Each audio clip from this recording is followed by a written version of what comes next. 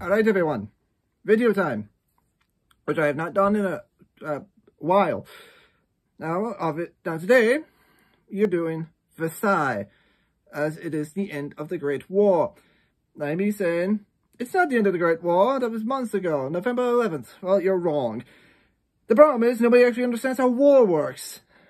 Just because the fighting ends does not mean the war ends. Diplomacy is still a very major part of war. And if I ever do a video about either the Great War or the Great Patriotic War of 1941 to 1945, I will talk about this and the fact that war does not end with the end of fighting. Actually, interestingly, the November 11th armistice had to be renewed about like 4 times. I think it was about 4 times, as it's not an actual peace agreement, but an armistice not to shoot each other anymore. So it was, armistice is not the end of the Great War. It's far from it. As today, June 28th, was the end of the Great War. Not in 1918, but in 1919. The war lasted 5 years. Just as World War II lasted 7. So, let's get into Versailles. Got too close.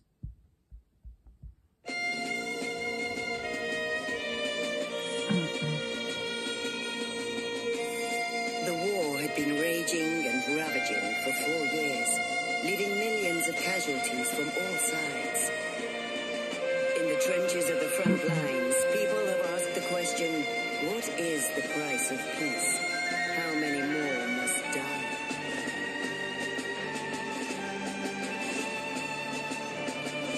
Exactly 5 years after the assassination of Franz Ferdinand, Germany is forced to sign an unconditional surrender.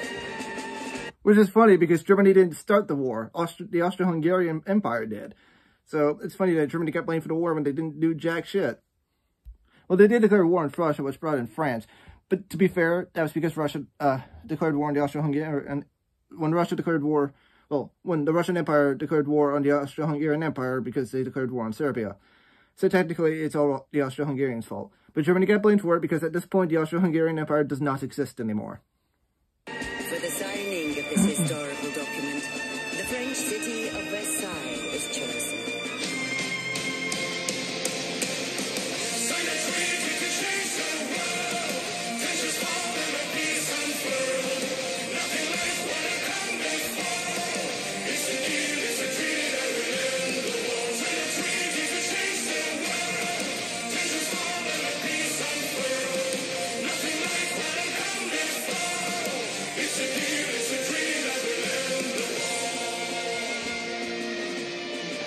Fragile but hopeful peace falls upon the European continent.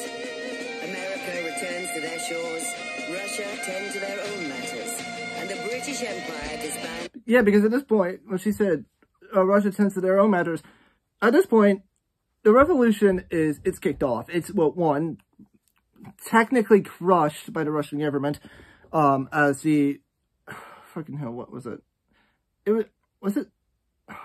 I think it was the October Revolution. Anyway, it was the first revolution that Lenin started when he got back to the Russian Empire. The problem was, it was soundly defeated by the pro-monarchist faction, because at this point, Nicholas isn't really Tsar anymore. No, he isn't Tsar anymore. Yeah, he's not just not Tsar anymore. He's just straight up not royalty anymore, really. He has no power. There's a provisional government, which is shit. It's not doing very well at all. It's not entirely popular. And there's several Soviets set up around the area. Soviet in Russian, I believe, is just Union, which is why saying Soviet Union in English doesn't actually make any sense. But anyway, Nicholas isn't Tsar anymore. And so they send him there. He tries a revolution. He fails. He goes to still Russian-occupied Finland.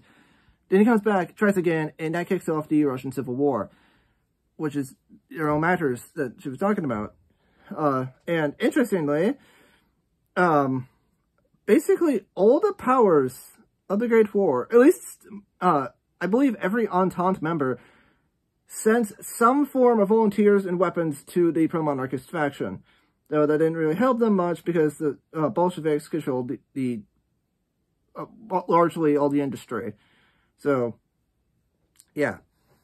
Oh, so interestingly, during World War II, in the Pacific anyway, there was a bunch of white Russians, which are just a pro-monarchist faction, living in China and Manchukuo and Manchukuo, all that area. So, when Unit 731, look it up, I'm not going to go into it here because that might actually get the channel deleted if YouTube cares enough to look at it. They did some experimentation on them, and so the White Russians were never actually safe until after the war, really. Even then, not much. Their colonial forces. Parades are being held in victorious countries. The war that would end all wars is over. But not everyone agrees. In the underground, something is growing in the dark. Because for some, the war never ended. War will never entirely die. It will evolve. It will change. And war will return. Sooner than we think. Yes, the German Workers' Party, which at this time is not being run by Adolphus Hitler. It is being run by some other dude whose name I do not remember. However, yes, the German Workers' Party is one of the more major factions in 1919 inside Germany. Battling it out is the communists for control of the German government. Interestingly, during this time too, the communists will stage a revolution and will take over Bulgaria. It doesn't last all that long, and the only real amount of stability they had was the leader of the fucking nation. The leader of the Bolsheviks taking over the communist revolution in Bulgaria was led by this guy. He was the only semblance of stability. He dies, and it basically just falls apart, especially when a Freikorps gets involved.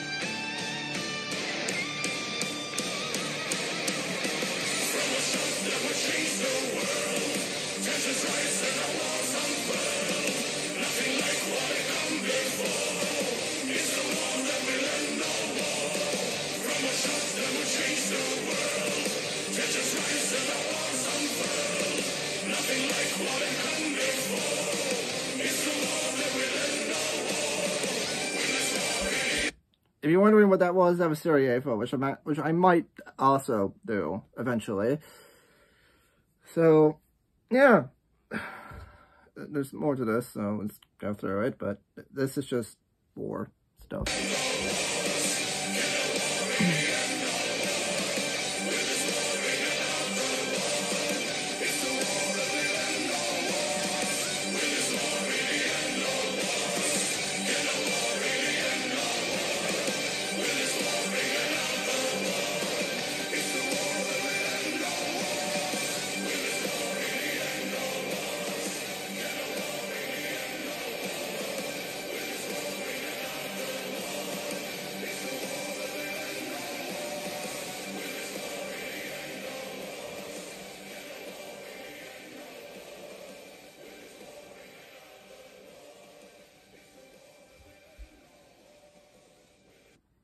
There at the end, it said, will this war bring another war? Yes, because the Entente, not including China, well, they did include China, but barely. Not including China, well, fuck, goddammit. No, China was partially included because they got some German colonies out there. not including Japan or Russia. Versailles was literally designed around the fact of punishing Germany for a war they didn't even start. It was literally, the entire Treaty of Versailles was straight up punish Germany severely. And what it did was create an economic depression. And after a few years, before the events of 1929, Germany did see some economic growth. The problem was when 1929 hit and the stock market crashed, Germany fell back into that depression, maybe even more so. And nobody fucking cares. Nobody does. America wants their money back. France and Britain still want their money, which, interestingly, during the initial depression stages of the Weimar Republic, France literally went into the Ruhr and occupied it. And yeah, which does not say that the French liked the Germans very much, and they actually killed like 93.